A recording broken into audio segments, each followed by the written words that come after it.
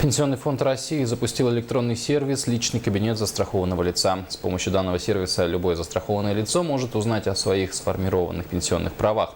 В том числе через интернет можно уточнить длительность трудового стажа, сумму уплаченных взносов и посчитать сумму будущей пенсии. Помимо этого, войдя в личный кабинет застрахованного лица, можно написать заявление о назначении и способах получения ежемесячной выплаты.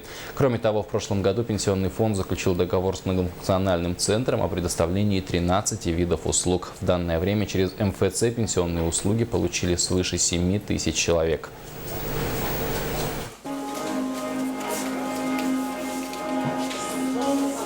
В этом году до конца года по плану Пенсионного фонда должны внедрить и обращение за получением сертификата, и распоряжение материнского семейного капитала. Это вот то, что планы этого года. Но, надеюсь, по развитию данного сервиса в будущем будет предоставляться весь перечень государственных услуг Пенсионного фонда через этот сервис.